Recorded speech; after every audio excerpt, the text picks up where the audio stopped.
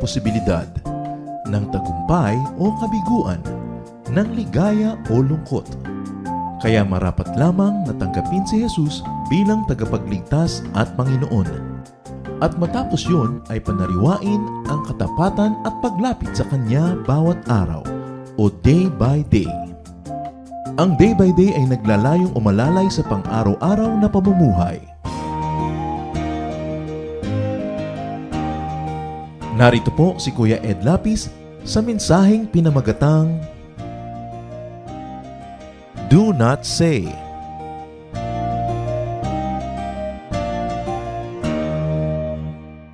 What you say can affect your ears. Bago pa marinig ng ibang tao ang sinasabi natin, tayo na una nakarinig. So what affect your ears can affect your brain, therefore it can affect your entire personhood. Kaya pinag-iingat po tayo ng Biblia sa mga sinasabi natin because what we say has a very powerful way of becoming true. What we say has a powerful way of becoming believed by us. Kaya kung yung mga sinasabi natin, kahit hindi natin paniniwalaan sa simula, nagsisimula nating mapaniwalaan. At kung yan ay ating laging sinasabi, nagkakatotoo. Hindi man sa realidad, sa labas ng ating katawan, nagkakatotoo sa loob ng ating isip. Kaya maraming sinasabi sa Bible, do not say. Huwag sabihin. At ilan sa mga yan ay ating pagbubulay-bulayan sa mga sandaling ito. Ama namin, salamat sapagkat kayo ay nagtuturo sa amin na mag-ingat. Ayaw niyo kami, Panginoon, na mapahamak. Ayaw niyo na maapektuhan ang aming isip ng maraming lason. Tinuturuan niyo kami kung anong mga marapat na sabihin at hindi. At sa sandaling ito, kami, Panginoon, ay nagpapaturo sa inyo. Kayo po ang maging tagapangaral. Patawarin niyo po kami sa mga kasalanan namin. Malalaki at maliit, sa alam man namin o hindi, sinasadya man o nagkakataon na nangyayari. Lahat po ng pagkukulang namin, nilalapit namin sa inyong patawarin niyo, punan niyo, O Diyos. At nawa kayo po ang siyang maging kaaliwan ng aming puso, lakas ng aming katawan, karunungan ng aming isip. Mangusap kayong may kapangyarihan at maging blessing ang paglapit namin sa inyo. We ask for blessings, O God. Bless us with your words. Bless us with your wisdom. Protect us from all lies and falsehood. We ask you, Father, to be our teacher. In the name of your Son, our Lord Jesus, we pray. Marami pong mga nakalagay sa Biblia na huwag daw dapat sasabihin. Isa dyan, do not say, I deserve this. I deserve this good thing. Halimbawa, may malaki kayong bahay, don't say, I deserve this. Meron kayong magandang trabaho, meron kayong kayamanan, don't say, I deserve this. Ang mga tao polite sa inyo, binibigyan kayong regalo, binibigyan kayo ng pag-ibig, don't say, I deserve this. Deuteronomy 9:4. After the Lord your God has driven them out before you, do not say to yourself, the Lord has brought me here to take possession of this land because of my righteousness. No. It is on account of the wickedness of these nations that the Lord is going to drive them out before you. Ano po yung konteksto nito? Ang mga Israelita ay bibigyan ng Panginoon ng lupang ipinangako sa kanila at ipatatalo ng Panginoon yung mga nakatira doon dito sa mga Israelites na dadayo pa lamang. At sabi, kung sakasakaling dumating ang panahon na naging inyo na ang lupain, huwag niyong masasabi-sabing, deserve nyo yon. Matuwid kasi tayo, maka-Diyos kasi tayo, kaya nabigay ito sa atin. Sabi, hindi. Pinapalayas ko yung mga nakatira dyan, hindi dahil mabait kayo, kundi dahil lang mas masama sila. So nakikita po natin na hindi lang dahil binibigyan ng lupa yung mga Israelites is because they were deserving, but because the people who were on that piece of property displeased God all the more than the Israelites. Sabi, huwag niyong sasabihin yan. Sometimes it is not you, but it is them. Pag nananalo tayo, hindi naman dahil kumisan mabilis tayo, dahil yung kalaban natin sa takbuhan nadapa. Nag-top ka sa exam, hindi dahil ikaw pinakamatalino, dahil yung mga ibang kakompetensya mo, nag-mental blackout pala. O kaya absent sila. Kaya nung minsan si Gloria Diaz tinatanong, paano ba nananalo sa Miss Universe? Sabi niya, wala. Magaganda naman kayo lahat, kaya kung sino lang swertehin dyan, yan ang nananalo. Kahit anong gawin mo dyan, wala kang pwedeng gawin para manalo. Sabi kasi total, ang dami mong kalaban, magaganda rin kayo lahat. So kung sinong napagkaisahan na manalo, yun ang nanalo. Hindi ibig sabihin yun na yung pinakamaganda. So don't say, I deserve this. Why not? Because saying and believing you deserve the good thing can make you proud. I deserve this. It can make you insensitive to other more deserving people, or to those who are equally deserving, or to those who are almost deserving, but then you become insensitive to them and say, I am the one who deserves this. To say and believe that you deserve a good thing can make you unkind to those who do not deserve it. Kaya tuloy pagka naging meron na tayong ganong klaseng feeling na ako ang meron nitong karapatan, nagkakaroon na tayo ng lisensya na hindi maging mabait, na hindi maging mabuti. Kasi sinasabi natin, they don't deserve it. I deserve it. So ako ang dapat guminhawa. Ako ang dapat ganito. Ako ang dapat ganyan. Ganyan kumisan sa pamilya. Kung ikaw yung kumikita ng mas malaki, you deserve it. Ikaw na ang you deserve na pumili ng papanooran ng TV channel. You deserve na pumili ng kakainin ninyo. And you have a tendency to be unkind the moment you think that you deserve a good thing. And saying and believing such things can make us selfish. Magiging makasarili tayo kung iniisip natin, tama, dapat lang akin yun. And very often, it can make us abusive. Maabuso tayo dahil naisip natin, sa akin naman talaga dapat yun eh. Ako dapat ang nagde-deserve niyan. It's a challenge, brothers and sisters. Naisipin natin, ano-anong mga larangan ng buhay natin, yung nagsasabi tayong, I deserve it. I deserve your attention. I deserve your kindness. I deserve your gifts. I deserve this. I deserve that. No. No one is good. No one is good enough to deserve anything good from God, from men, from life. If good things come our way, God is just being gracious. Or probably the other people around us just deserve it less. But never be proud. Another thing that the Bible cautions us against saying is, don't say later to a needy person. Nangangailangan na yung tao ngayon, huwag mo nang sasabihan ng saka na lang. Bukas na. Next week. May sakit na siya ngayon, sabi mo, dadalawin kita next month. Galing na siya next month. Di na kailangan ng dalaw mo. O kaya baka patay na. Isasabi mong, tutulungan kita next week. Sabi nga ng mga Tagalog, aanin pa ang damo kung patay na ang kabayo. Isang kasabihan na nung araw, maraming kabayong alaga ang mga tao, pinapakain nila yan ng damo. Pero what's the point in trying to give damo na patay na? Dahil namatay na sa gutom, ang tagal na naghintay. Huwag mong sinasabing later kung meron ka ng magagawang mabuti. Proverbs 3:28, do not say to your neighbor, come back later, I'll give it tomorrow when you now have it with you. Huwag nang tinatagalan pa. Lalong-lalo kung pasweldo sa mga maliliit na tao.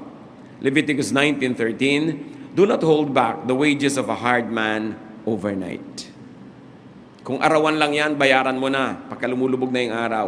Huwag mo nang hawakan pa hanggang bukas dahil isang kahig, isang tuka siya, ikakabuhay niya yan, kailangan niya ngayon, ibigay mo na. Kaya ang mga mangungutang, ang mga tumatanggap, dapat padaliin natin sa mga nagbibigay sa atin na maging mabuti. Kumisan tayo rin ang nagtuturo sa kanila na maging maramot, na maging mapagpahirap. Kasi merong pagka-umutang, pautang naman ng 20,000. Kasi teka lang ha, pumasok ka sa kwarto, dala-dala mo yung 20,000. Ano na, 30 nga pa lang kailangan ko. Dadamihan na. O kaya bukas nandun na naman, pautang naman ng 20,000. May mga tao kasi, pag binibigyan mo sila ng mabuti at hindi mo tinutuos, hindi mo ipinapahalata na hirap ka rin sa pagbibigay, hindi ka na dumadaing. Akala nila ang dali, ang ginagawa nila, binabaliwala yung binibigay mo. Madali naman sa kanya yan eh. Sabi, huy, bayaran mo na yung utang mo sa kapatid mo. Malaki naman ang kita niya eh. Diba? Ang dali-dali naman sa kanyang kitain, yung konting perang mahalaga sa akin. Kaya pag sinabi mo na, o kailangan mo, o sige, teka, kukunin ko lang. Ba't di ko ba nalakihan ang sinabi ko? Magsisisi pa. Tapos babaliwalain niya yun. Ang dali-dali naman sa'yo yan eh. Baliwala naman sa'yo yung binibigay mo sa akin. Mayaman ka naman, malaki naman ang kita mo. Yan po ang problema sa mga tao na binibigyan mo na hindi mo ipinapakita na nasasaktan ka habang nagbibigay ka. Akala nila ganun lang kadali. Binabaliwala tuloy. Mamaya obligasyon mo na. Kaya tuloy yung iba nadadala. Nandito yung hipag mo, umuutang ng 10,000. So ano sasabihin mo? Bumalik ka next week, mag-iipon ako, gagawa akong paraan. Kahit nandito na yung 10. Paano pag inilabas mo agad? Abusado na. Akala niya gano'n na lang kadali yun, hindi na niya babayaran yun. At hindi na niya appreciate yan kasi ang dali naman pala, marami ka pa siguro dyan. Ang liit naman ang pinahiram mo sa akin. You know, these people who are borrowers or recipients who are not good at heart make other people who are good bad. Tayo rin ang nagtuturo sa mabuting puso na sumama. Tayo ang nagtuturo sa mga palambigay na maging maramot din kung hindi mo binibigyan ng halaga ang ibinibigay sa iyo. Pero ang mahalaga na itinuturo dito, kung ikaw yung may kapangyarihan na magbigay, do not delay. And especially payment or reciprocation or appreciation, do not delay. Why not? Because delaying will make you insensitive. Delaying can desensitize you.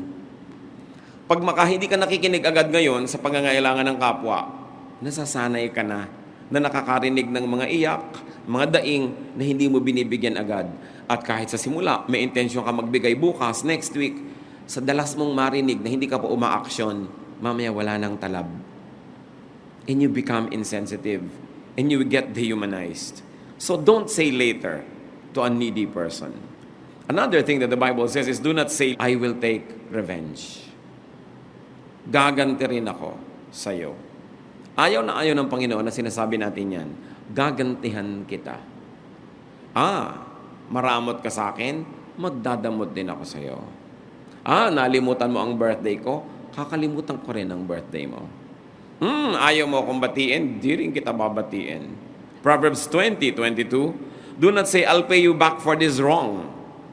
Wait for the Lord, and He will deliver you. Yung nagbabalak ka ng masama laban sa iyong kapwa, sa tingin mo nagawang ka na hindi maganda, ang ibabalik mo hindi rin maganda, God is our judge. Romans 12:19, Beloved, never avenge yourselves, but leave room for the wrath of God. For it is written, Vengeance is mine, I will repay, says the Lord. Huwag na huwag ka mag-iisip na magbalik ng masama sa masama. At kung minsan hindi nga masama, akala mo lang pala masama. Ang interpretation mo, ang reading mo, ginagawan ka ng masama. So gagawa ka na rin ng masama. Mali pala yung reading mo. Pagka ka pala sinukat sa timbangan ng Diyos, ikaw lang yung gumawa ng masama, yung ginagantihan mo, hindi. Akala mo lang gumagawa sa'yo ng masama. Paano ngayon kung talagang gumagawa nga ng masama, tapos ginawan mo ng mabuti, sa palagay mo, anong tingin sa'yo ng Diyos nun? So don't pay wrong for wrong. And when your enemies or perceived enemies fall, do not rejoice. Sabi mo, ayan, buti nga, nakaganti rin ako sa iyo. Proverbs 24:17-18, do not rejoice when your enemies fall, and do not let your heart be glad when they stumble, or else the Lord will see it and be displeased and turn away His anger from them. Pagka yung mga kalaban mo nagkakaroon ng mga hirap sa buhay, kinatutuwa mo, maaaring mawala ang galit sa kanila ng Diyos at sa iyong mga baling. Yung meron ka mga kalaban na kamag-anak, mga mahal mo sa buhay na kainisan mo, tapos bigla silang nasunugan, ay buti nga. Nagkasakit, ay buti nga, nagkasakit ka, ayan. Nakikita ng Diyos ang lahat ng ating iniisip. At pag lagi natin ginawa yung ganyang pagsasalita, nagiging habit. Ang habit nagiging character. The Lord's justice is best. Kung sa palagay mo, ikaw ay naatrasuhan, masama ang ginawa sa'yo, ipasa Diyos. Yun naman kung naniniwala kang may Diyos. Pero sabi tayo ng sabi, naniniwala tayong may Diyos. Hallelujah, praise God. If God wills, yung mga bukang bibig natin, pero nakikita ba yan sa ating pananaw? Lalong-lalo kung sa tingin natin, tayo ay nagawa ng mali. Ayaw ng Diyos ng mali. At siya ang magtutuwid nun.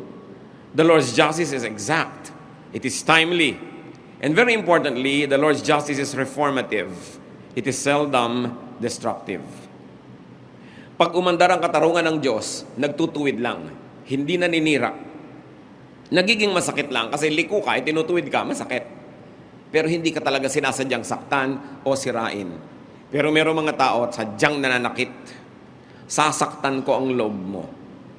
Pagsasalitaan kita ng masama, o kaya di kita papansinin, masasaktan ka rin. Yung nananakit ka, alam yun ng Panginoon.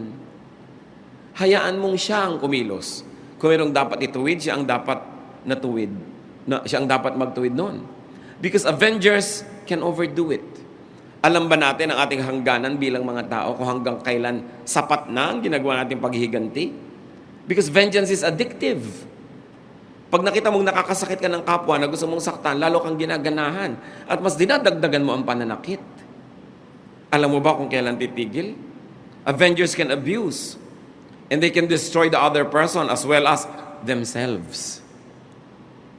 Hindi ka pwedeng sumira ng isang tao, kalaban mo man siya, na hindi ka masisira din. Because God is watching. Lalo na kung hindi mo naman talaga tunay na kalaban, tapos sinisira mo, masisira ka lalo. So in action, in words, in philosophy, in policy, do not be vindictive. Huwag vengador. Huwag palagante. May mga tao ganun eh. Dapat not tit for tat. There are people who live for tit for tat. Sinampal mo ako, sasampalin kita. Binuhusan mo ko ng tubig, bubuhusan din kita. Diba? Hindi ka pupunta sa party ko, hindi ako pupunta sa party mo. Hindi mo ako kinausap, hindi kita kakausapin. Silence for silence, anger for anger, tampo for tampo, betrayal for betrayal, hurt for hurt. This is not the way of God. Kailan natin i-apply sa buhay ang lahat ng verses na nadidinig natin sa tagal ng panahon? Kailan natin i-apply sa buhay ang lahat ng bunga ng mga panalangin or the objects of prayer? Ang mga nadidinig nating magagandang kanta sa pang-araw-araw ng buhay, sa pakikitungo natin sa ating kapwa, sa pakikitungo natin sa ating pamilya, sa ating mga katrabaho, mga mahal sa buhay, mga kaibigan. Pero pag vengador ka, palaganti ka, ang ginagawa mo noon, hindi lang sila ang sinisira mo, pati ikaw. Sapagkat sabi sa Biblia, pag hindi ka nagpapatawad, hindi ka rin papatawarin ng Diyos. You burn the bridge over which you too must pass. Kaya ang bilin ng Romans 12:10, love one another with mutual affection. Outdo one another in showing honor. Magpaligsahan kayo ng pagbibigay ng parangal sa isa't isa. Hindi magpapataasan kayo, magpapaligsahan kayo ng payabangan, patigasan ng puso, patapangan, palakihan ng sugat na lilikhain sa puso ng kapwa. Hindi yun ang paligsahan na itinuturo sa atin ng Bible, kundi magpaligsahan sa paggawa ng mabuti. Do not say the good old days. Ecclesiastes 7:10, do not say, why were the old days better than these? For it is not wise to ask such questions. Hindi lang pala sa panahon natin tayo nagre-reminisce sa mga good old days, good old days. Mabuti pa nung araw, mura ang gasolina. Mabuti pa nung araw, mura ang ganito, mura ang ganon. Panahon pa ni Solomon, 1,000 taon na, meron na rin ganong tendency ang mga tao na pag-isipan, mabuti pa nung araw, mabuti pa nung araw. Sabi, huwag nga kayong ganyan, sabi ni Solomon, hindi mabuti, hindi katinuan na itanong ang ganyang mga tanong. Why? Because you would be blind to today's blessings. And if you became blind to today's blessings, you would be unhappy. Katulad ng sabi ni Percy Bysshe Shelley, we look before and after and pine for what is not. Wala kang tinignan kundi yung nangyari na o yung mangyayari pa lang at ang hinahanap mo yung wala. Hindi mo natitingnan yung ngayon. Days are generally better. Life improves. Nung araw, kahit may pera ka, appendicitis lang, mamamatay ka. Pagka ngayon ine-x-ray yung mga mummies na mga pharaohs, namatay sila kumisan dahil lang sa namamagang ngipin, na-infect ang mga bagang. Nakikita nila, ito ay kinamatay ng pharaoh na to. Minsan walang kakwenta-kwentang pagkakapilay, sapagkat wala silang surgery, kinakamatay. Nung araw, ang mga Roman emperors, para lumamig yung mga kwarto nila, nagpapahakot sila ng mga tipak-tipak ganggang bahay ng mga yelo sa Alps. Ibinababa ng bundok, dinadala sa city of Rome. Ang liit na pagdating, ganggang suntok na lang. Ngayon, kahit na ordinaryo ka lang nakawani, nakakapag-aircon ka. Kahit nga walang-wala ka, pumasok ka lang sa mall, lumalamig na yung katawan mo. Daig mo ang mga Roman emperors. Nung araw, kahit ng mga emperor magbabiyahe, pupunta lang sa kabilang bansa, 3 buwan. Ngayon, kahit na mamamasukan ka nakatulong, ilang oras lang, nandun ka na, nakapag-aeroplano ka na. Ang daming ginhawa ng tao ngayon. Democracy is so much more better than absolute monarchy. Even socialism has better effects for the people than what it was before na absolute monarchy. Medicine is improved so much. Transportation and mobility, education. Dati mga prinsipe at prinsesa lang ang nag-aaral. Ngayon, napakarami nakakapag-aral. Technology is improved so much. Kahit nasa kaloob-looban ka ng kwarto mo, nakakapag-text ka. Nung araw, kahit mga chief ng mga Indians, magpapausok-usok pa para magpadala ng mensahe sa langit. Eh kung umihip ang hangin, nabura patuloy. Pero ikaw, kahit ngayon magbabalot, nagte-text-text ka dyan.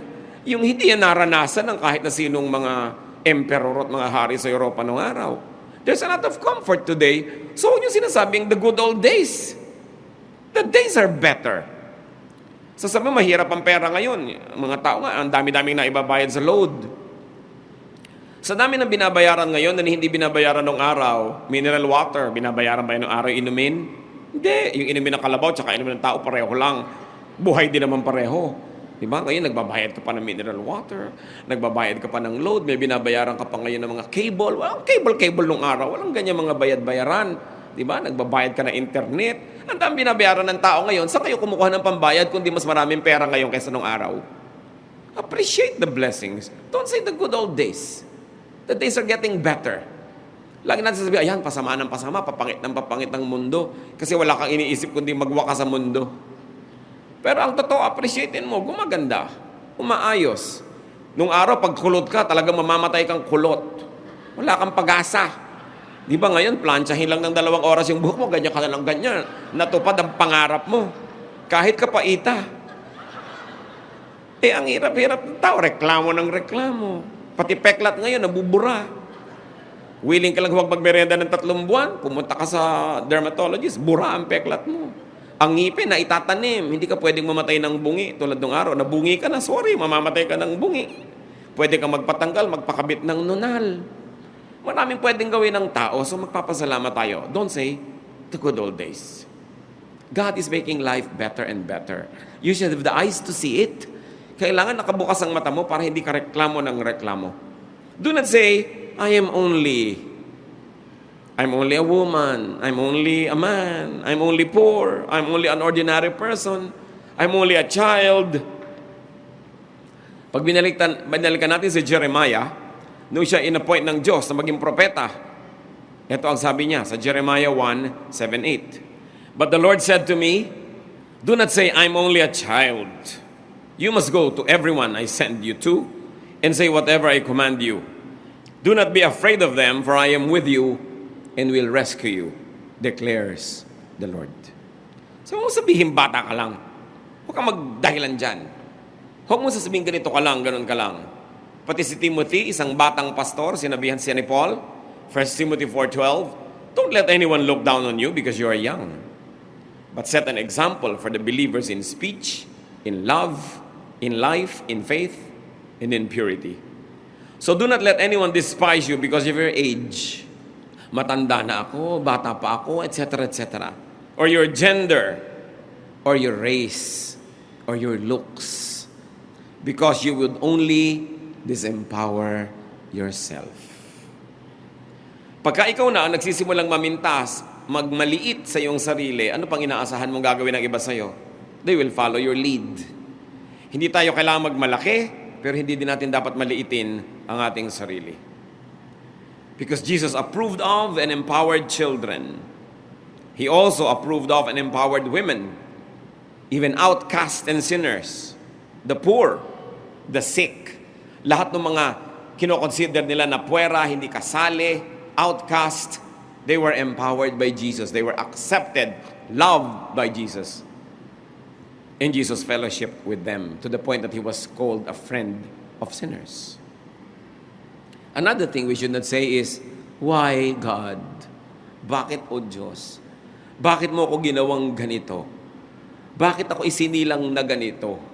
Bakit ganito lang ako? Especially, don't ask God about these things that you cannot change. They will only make you unhappy and rebellious. Yung mga tanong na yan ang pinagsisimulan ng paghihimagsik. Yung why.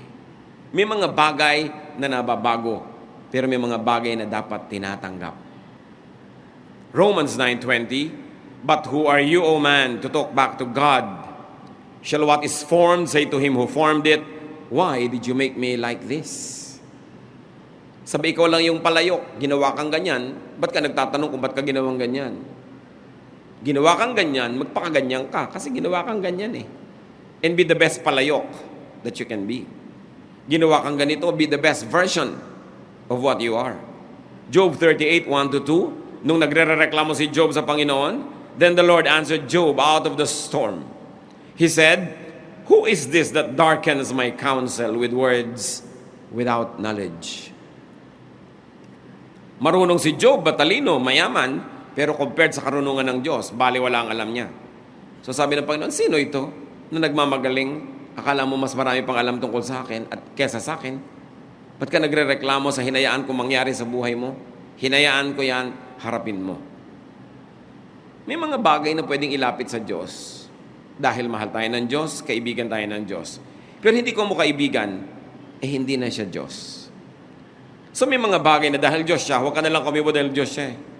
May mga bagay, pwede ka magpakiut, lumapit, umungot-ungot. Pero dapat alam mo kung kailan mo inilalagay yung sarili mo sa lugar. Ginagalang mo siya. Kahit ang tatay nyo nakikipagkaibigan sa inyo, nagbibiroan kayo, pero may hangganan ng mga biroan na yan. Hindi mo siya pwedeng itratong talagang parang kababata mo dahil hindi. Kahit anong pagpapanggap mo, hindi mo siya kababata. Kung ang mga boss ninyo sa opisina, ang inyong mga superior, nakikipagkaibigan, mabuti ang turing sa inyo, yes, makipagkaibigan, pero huwag kayong lilimot na may hangganan yon. May mga bagay na hindi mo tinatawid, may mga hangganan na hindi ka lumalampas. Ganon din ang mga bituin. Hindi ka pwedeng umalis doon sa ruta mo kasi magbabanggaan yung mga ibang bituin, masisira lahat ang plano ng Diyos. Yung halaman, pag orchid ka, kumapit ka sa puno. Di ba? Pagka fern ka, doon ka sa madilim. Pag lumot ka, kumapit ka sa basang bato. Meron ka dapat lagyan. Ang lahat ng taong kumikilala sa Diyos, lumalagay sa lugar. Hindi ka tumatawid sa hindi mo dapat tawirin. Hindi ka dapat lumalampas sa hindi mo dapat lampasan. At isa na doon, ang pakikipag-communicate natin sa Diyos. Not because God is friendly, you'd be too overly fresh. Kailangan ginagalang mo. At may mga bagay na hindi mo tinatanong, tinatanggap mo. Lalo't alam mo na permanente yun, nandun talaga. May mga bagay na pwede kang ibahin. Hindi masamang ibahin. Pero paano natin malaman yung mga yon? Kailangan natin ng spiritual wisdom. Pero huwag na huwag nagiging rebellious against God's will. Iba yung nagtatanong, iba yung tanong na meron kasing galit. May sama ng loob, may puot. Yan ay hindi itinatanong. Isasabihin nyo, paano ko talaga naiisip ko? Sabi, huwag mo sabihin. Kasi may mga bagay na pag naiisip mo lang ng maliit, pag hindi mo sinabi, nalilimot mo. Pero pag sabi ka ng sabi, ulit ka ng ulit, lalo mong naiisip. At habang lalo mong naiisip, lalo mong nasasabi. At habang lalo mong nasasabi, lalo mong naiisip, kinain ka na ng buong ideya na yon later on. So may mga bagay that you don't verbalize. Because a thought dies when you don't pay it attention. But the moment you verbalize it, you give it honor, you give it dignity, you give it space in the scheme of things. And the moment you give it space in the scheme of things, it begins to assert itself. And once it begins to assert itself, it can dominate you. Kaya yung mga tukso na iniisip, laging iniisip, tapos binabanggit, mamaya yung tukso na ang nananaig. Yung mga maliliit na unhappiness, pag lagi mong sinasabi, lumalaki. Kinakain ka, nasisira ang iyong pagkatao. May mga bagay hindi dapat sinasabi. Masama ang loob mo sa isang tao, pag sinabi mo doon sa kapwa mo tao, sumama na rin ang loob niya doon, nagkagulo-gulo na, lumaki. Sa halip ngayon tuloy, na magkaroon ng kapayapaan, ang pinagsabihan mo pa, galit din, nagkasulsulan kayo ng galit nyo, lalo lang kayo nagalit, gumulo ang mundo. Mga kapatid, tandaan nyo, may mga bagay na hindi sinasabi. Sinasarili. Ang mga totoong tao, nakikilala mo, hindi lang sa sinasabi. Nakikilala mo rin sa hindi sinasabi. Sa sinasarili, sa kinikimkim, at ipinapasa Diyos. Kailangan ng tao ay tao, hindi tayo hayop. Ang aso, pag natapakan, tumatahol. Pag nagulat ang ahas, tumutuka.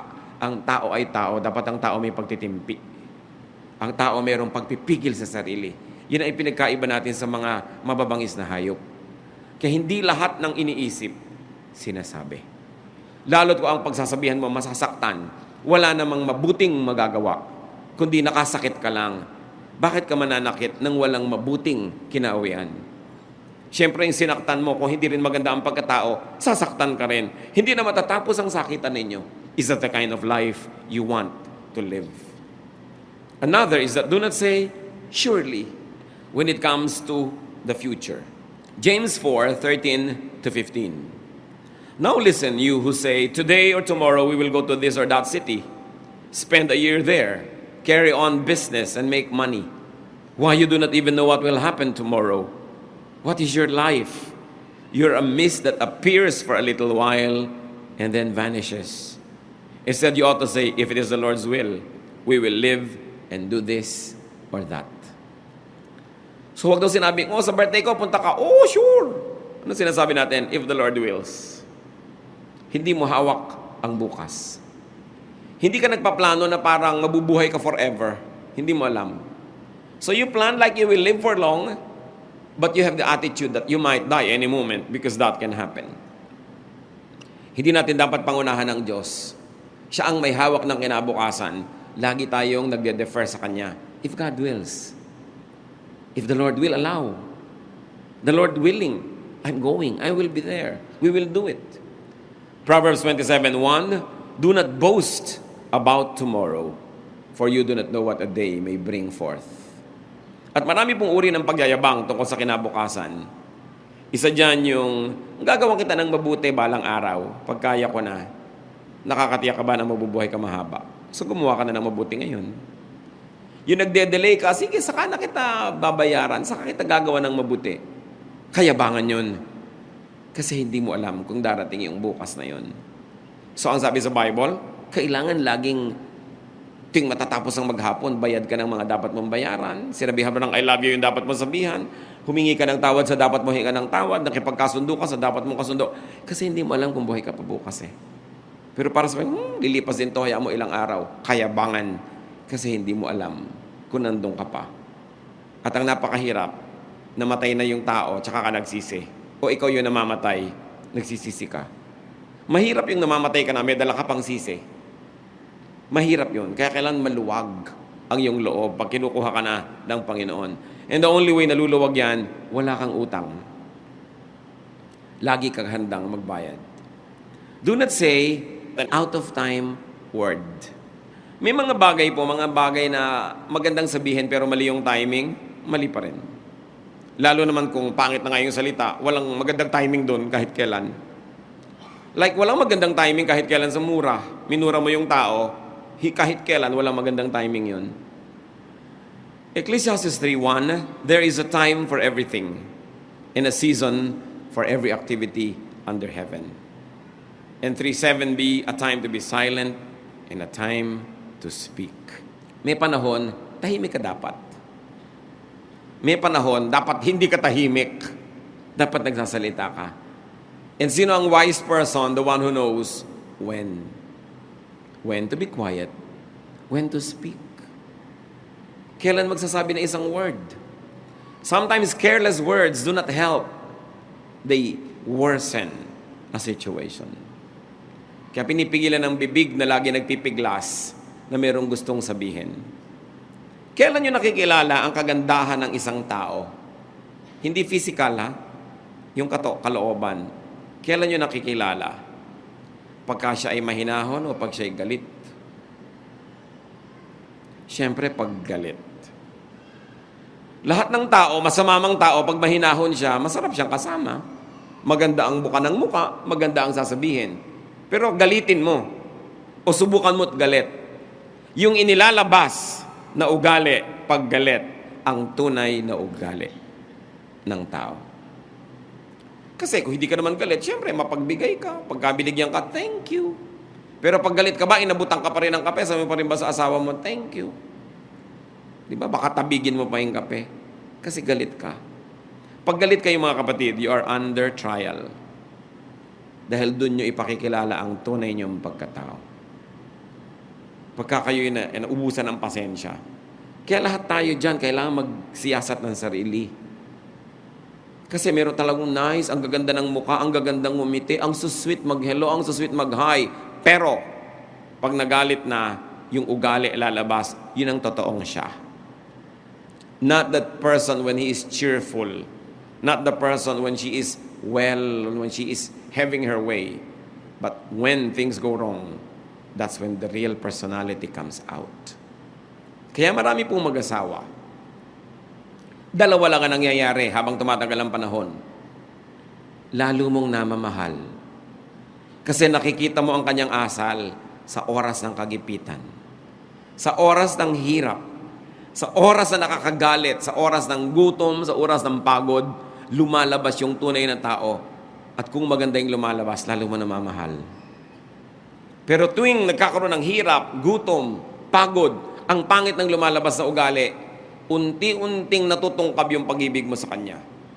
Kung patong-patong na brick siya na matibay, unti-unting nababawasan, nayayanig, hanggang mamaya gigising ka na lang isang araw, hindi mo na pala mahal. Kaya may mga mag-asawa naghihiwalay. Sa naipon na nakitang kapangitan ng ugali. Wala nang maapuhap, wala nang makapang mabutit maganda na pangahawakan para manatili pa. Mas nananaig yung mga nasaktan ka, na inis ka, na offend ka, kesa sa ikaw ay na-cherish, na mahal, na nourish. Kaya may mga naghiwalay. Akala nyo automatic yan, mag-asawa na kayo, forever kayo na, magkaibigan kayo, kayo na talaga? No. Kasi nagkakakitaan kayo ng ugali. At doon sa mga panahon na yon, ang lakas ng withdrawal. Pag gumagawa ka ng mabuti, may deposit. Pero gumagawa ka ng masama, may withdrawal. Anong natitira? May balance ba? O wala? Ang maganda niyan, mga kapatid, tayo yung mga tao na merong karapatan at merong kakayanan na kontrolin ang ating ugali. Kasi hindi tayo hayop. Kaya sabi, be transformed by the changing of your mind. Kung may track record ka na lagi ka na lang may nakakagalit, lahat na lang ng nakasama mo sa trabaho, nakaaway mo, tapos sasabihin mo, binubutasan nila ako, pinagkakaisahan nila ako. Sobra naman, kahit saan ka na lang pumunta, ikaw yung pinagkakaisahan. Sobra kang star, nag-uusap-usap lahat ng kumpanya, para pag dumating ka doon, pagkaisahan ka. O talagang ikaw ang humahanap ng gulo. Halos lahat ng kaibigan mo, ang ending, kaaway mo in the end. Huwag mo nang sisihin pag mahigit 3 na sila. Baka ikaw na yun. Kung isa, pwede pa sabing masama siya, kaya kami nag-away. 2, masama siya, kaya kami nag-away. Pero pag 3, 4 na, mag-isip-isip ka na dahil may common denominator sa problem and it's you. Kaya titingnan natin, ano ba yung ginagawa ko? Paano ba ako nagsasalita? Paano ako nananahimik? Paano ako kumikilos? What was appropriate to say 1 second ago no longer is.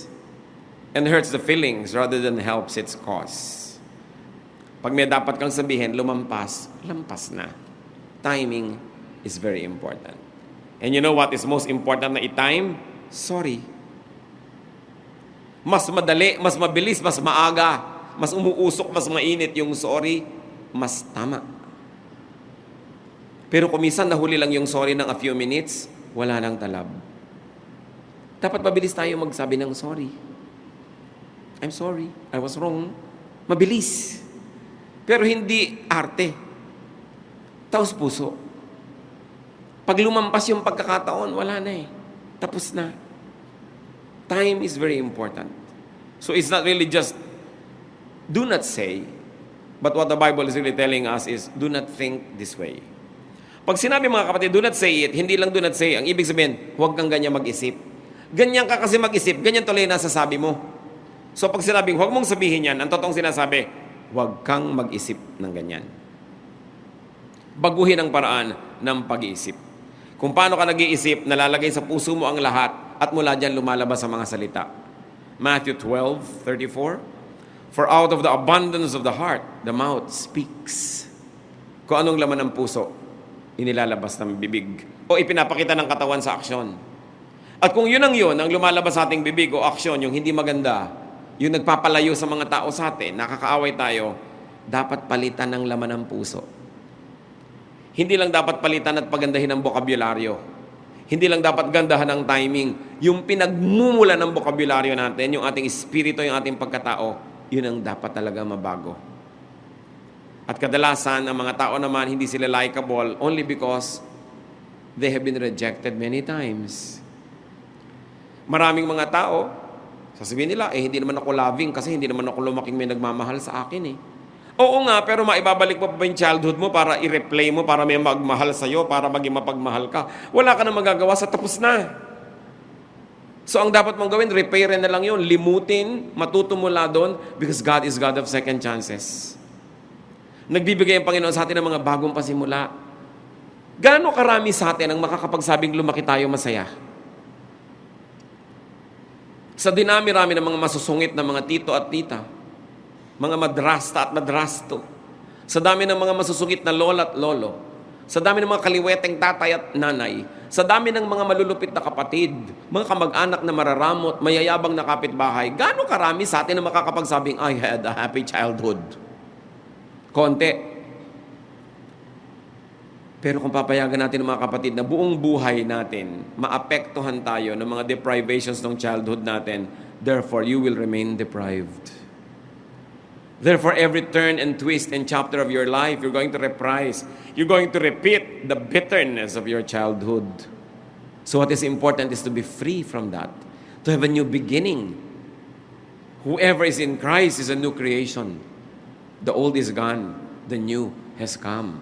New life comes. A new heart. And God said, I'm going to take away from them their heart of stone, and I'm going to give them a heart of flesh. Mga kapatid, kung meron sa atin na damage ng isang sad experience, marami yan. Nung bata ka, nung teenager ka, nung early adulthood mo, or very recently, don't let that damage keep damaging you by allowing it to make you bitter or unkind. Huwag mong hayaan na maging bato ang puso mo dahil lang nasaktan ka minsan, kasi marami pang pagkakataon para sumaya. Pero kung magpapatali ka sa mga nakaraan, ikaw na ang may kasalanan kung ba't nagpapaulit-ulit yan. By the power of Jesus, we can have a brand new life, a brand new attitude, a brand new way of looking at things.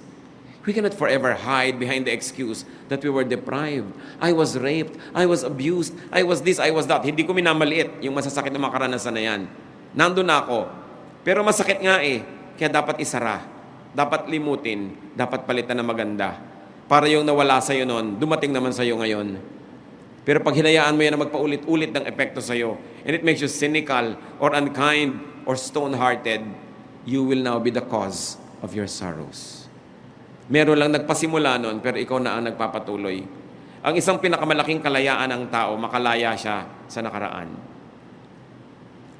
Pag more than 10 ka na, 20, 30, 40, 50, imposible na spotless ang nakaraan mo. Marami na yung sugat, marami na yung latay, marami na sakit, hirap at dusa. Sa dami nga na yon, dapat ka makinabang ngayon. It must make you better, not bitter. Nadaya ka once, twice, ayaw mo na magtiwala uli. So buong buhay mo, wala ka ng pagtitiwalaan. Kung balak mo pang sumaya, dapat ka matuto magtiwala muli.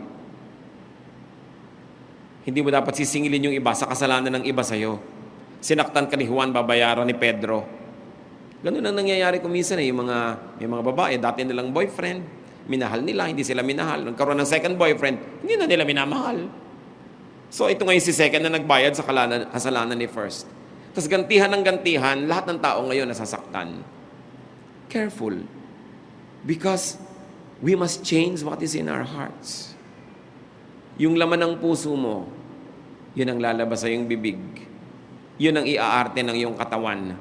Yun ang i-express ng iyong mukha. So watch the heart. So careful with words. Because words have a powerful way of becoming true. And words have a powerful way of suggesting to us our line of action. Napapabuti tayo, napapasama sa mga sinasabi natin. Matthew 15:11, what goes into a man's mouth does not make him unclean, but what comes out of his mouth, that is what makes him unclean. Aming Diyos, kami po ay nagpapasuri kung anong ginagawa namin sa aming mga salita. May mga pinagsasasabi ba kaming hindi dapat? At kung ito man ay nangyayari, saan nagmumula ito? Anong mga problema ng puso namin ang pinagmumulan ng ganito mga asal? Siyasatin mo kami, Panginoon. Mapagkunwari ba ang aming mga salita? Ano mga itinatago namin? Bakit? Masakit ba? Mapagmataas? O kaya nagmamaliit sa sarili? Ano ang pinagmumula ng mga diwa kung ba't kami nagsasabi ng mga sinasabi namin? Bakit may mga masusungit, may mga matataray? Bakit may sobra namang mapanglait sa sarili? Bakit may mayayabang? Ba't may iilap? Lahat kami, Panginoon, alam mo, biktima ng marami mga hirap sa buhay. At ang aming dalangin, kumilos kayo para makalaya kami na sa aming bibig, sa aming salita, hindi lang yung salita ang mapansin, yung pinagmumula nito na puso at kung anong laman nito. Magbulay-bulay tayo mga kapatid sa ilang saglit. Kung ano ang kahulugan sa atin ng mga mensaheng ito. At habang lahat ay nakatungo, nais ko pong manalangin mga kapatid. Kung sino man sa atin ngayon, ang alam nyo may mga nakaraan, may nangyari sa nakaraan na masakit, mahirap. At patuloy itong umaapekto sa inyo. Umaapekto sa inyong pakikitungo sa inyong kapwa, sa inyong pagpapahalaga sa sarili, sa pagtingin sa hinaharap. If you have been hurt, you were damaged, if you had been neglected, inapi, kinalimutan, at hanggang ngayon, alam nyo, may epekto ito sa inyong ugali, sa inyong ginagawa, sa inyong kaligayahan. Nais ko kayo panalangin. While heads are bowed and eyes closed, I want you to stand. I'm going to pray. The Spirit of God will release you as you'll let the power of Jesus cleanse your past. Praise God for you who stand and say, Lord, may mga karanasan ako nung araw na hanggang ngayon, multo pa sa buhay ko. Hanggang ngayon, nagpapahirap sa akin. Hanggang ngayon, umaapekto pa sa ugali ko. Hanggang ngayon, nagiging dahilan ng aking mga takot, mga hirap. It's not an accident that you're here today. It's a date with God who wants to set you free. Just stand and pray silently. Kayong mga tumayo na, purihin ang Diyos sa inyong paglapit sa Kanya. Lahat ng lumalapit sa Panginoon, hindi niya kahit kailan tatalikuran o kakalimutan. Silently, ask God to heal your heart. And silently also forgive people. Kung sino man ang mga pinagkakasamaan nyo pa ng loob, may malalalim kayong mga hinanakit, galit, patawarin nyo na ngayon para kayo makalaya. May the power of God be in your hearts so that you may be powerful to forgive. Lord, empower your people to forgive. Thank you for the spirit of humility that people stand and admit that they need you, that there's a wound that has to be healed, na mayroong dapat gamutin. Makipagniig kayo sa Diyos, mga kapatid, ng ilang saglit. Humingi ng tawad sa mga kasalanan na nagawa dahil dito sa mga hinanakit at galit na ito sa kapwa. Humingi ng tawad sa kakulangan ng pagtitiwala sa Diyos. Magpatawad.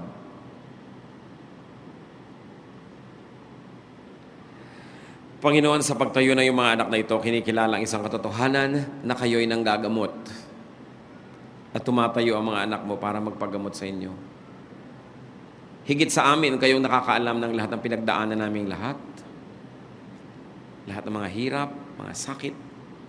Lahat ng naranasan namin, Lord, na pananakit ng kapwa, pang-aapi, pagtataksil, rejection, deserting us, O Lord, in times of needs. Iba't ibang kwento, pero isa lang ang storya na may mga taong gumawa ng hindi dapat gawin o kaya hindi gumawa ng dapat nilang gawin sa amin. At dahil diyan, nasaktan ng kalooban na yung mga anak, nagkaroon ng mga malalalim na sugat. Panginoon, sa pangalan ng Panginoong Jesus na yung anak, sa kapangyarihan ng dugo ni Jesus, sa kapangyarihan ng iyong Espiritu, we declare restoration unto your people. Restore your people, O God. Pagalingin niyo po ang mga sugat, isaran niyo ang mga nakabukang mga sugat na ito. Paghilumin, hawakan niyo na yung mapagpalang kamay at bigyan niyo ng kagalingan. Bigyan niyo ng kapangyarihan ng mga anak niyo magpatawad sa mga taong iniisip nilang nagkamali sa kanila. At palayain mo sila, Panginoon, sa mga pagkakadala, sa hirap, sa kawalan na ngayon ng tiwala sa kapwa. Palayain niyo at ang sa ganun magkaroon ng mga bagong pananaw, bagong pag-asa. At sa tulong niyo at sa karunungan na ibibigay niyo, turuan niyo yung mga anak, Panginoon, kung sino ang mga marapat pagtiwalaan. At ganun din kung sino ang patuloy na dapat pag-ingatan. Nawa, Panginoon, sa pagkilos niyo, ang mga anak mo magkaroon ng mga bagong pag-asa, bagong pananaw, bagong bokabularyo, bagong paraan ng pakikitungo sa kapwa. Bunutin mo ang mga ugat, Panginoon, ng mga hinanakit, puot, galit. Take away all the bitterness in your people's hearts. Take away the heart of stone and replace it with a heart of flesh, so that we may all love again, and we may be loved by you and by others, and that we may dispense love instead of hatred, goodness instead of evil, that we may be agents of your goodness, ambassadors of your holiness. Bless your people, O God. We thank you, we honor you in the name of your Son, Jesus. Magsiupo kayo at ang lahat manatili sa pagkakayo ko sa diwa ng panalangin.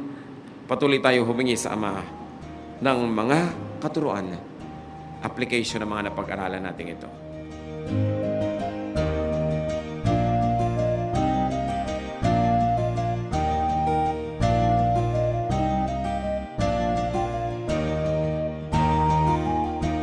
Ang katatapos pong mensahe ni Kuya Ed Lapiz ay pinamagatang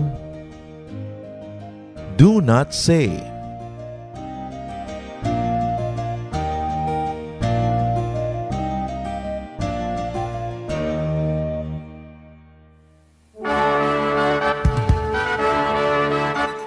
Halina't sama-samang sumamba at magdiwang sa Day by Day Jesus Celebration kasama si Kuya Ed Lapiz. Bulwagan ng Panginoon, PICC, one Sunday a month, Philippine International Convention Center, Rojas Boulevard, Pasay City. All other Sundays sa mga day-by-day mini-bulwagan ang pagtitipon. Para sa buwan ng Oktubre, gaganipin ito sa October 6, 2024. 8 a.m. ang First Jesus Celebration, 10 a.m. naman ang Second Jesus Celebration. Para sa iba pang detalye, bisitahin ang ating official Facebook page, Day by Day Friends.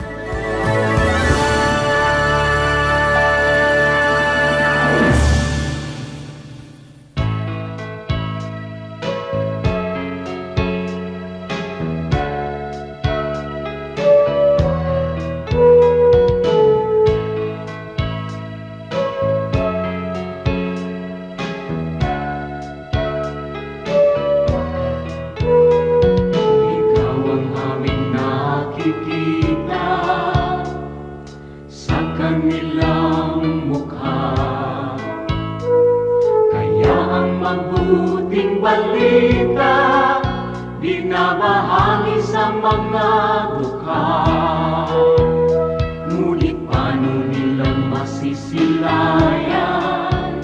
ang habag at pag-ibig mo kung hindi mapatutunayan sa aming patotoo?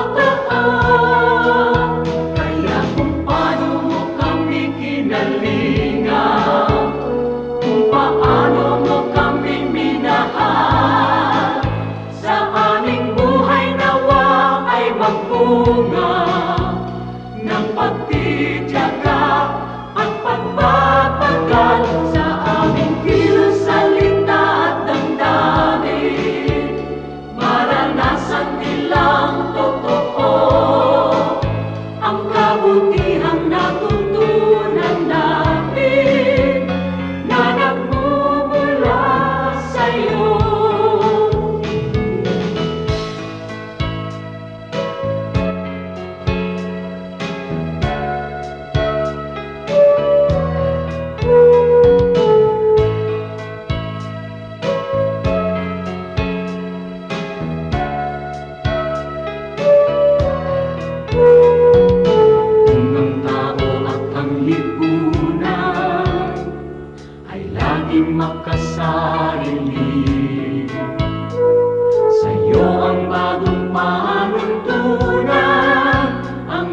maglingkod at magsilbi.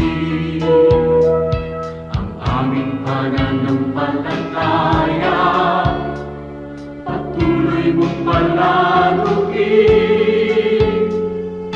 at sa iyong dakilang biyaya di ka namin bibiguin. Kaya kung paano mo kami kinalingan, kung paano mo kami minahal, sa aming buhay nawa ay magbunga ng pagtitiyaga at pagpapagal sa aming kilos, salita at damdamin. Maranasan nilang totoo ang kabutihang natutunan namin na nagmumula sa'yo. Ang kabutihang natutunan namin na nagmumula sa'yo.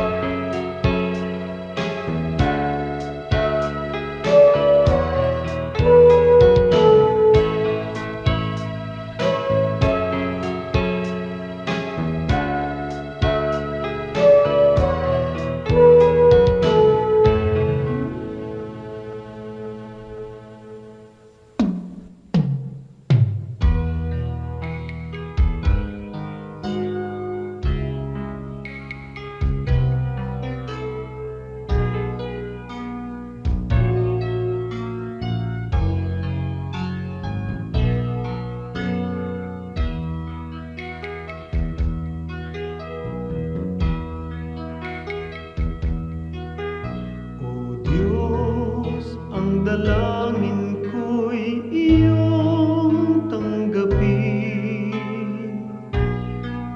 na maging karapat-dapat sa iyong paningin.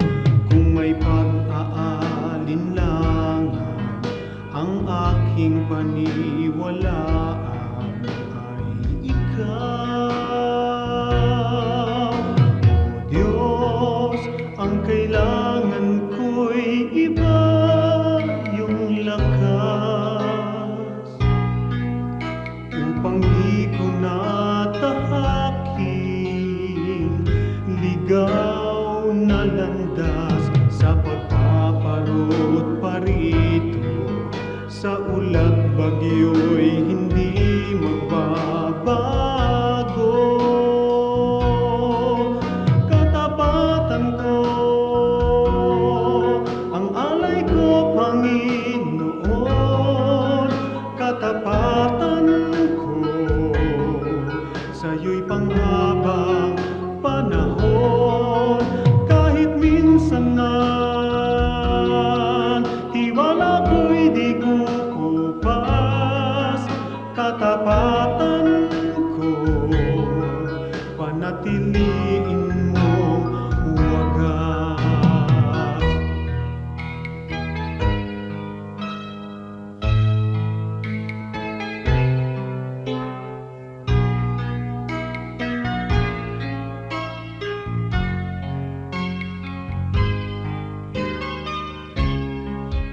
Sa pagpaparot parito, sa ulat bagyo'y hindi magbabago.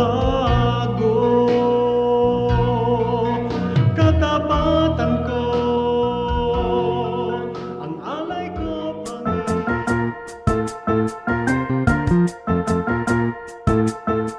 Oras na po para pansamantalang magpaalam ang programang Day by Day. Tayo po'y magsama-sama tuwing ika-6 hanggang ika-7 ng umaga, araw-araw. Magandang umaga po at mabuhay ang Panginoong Hesus.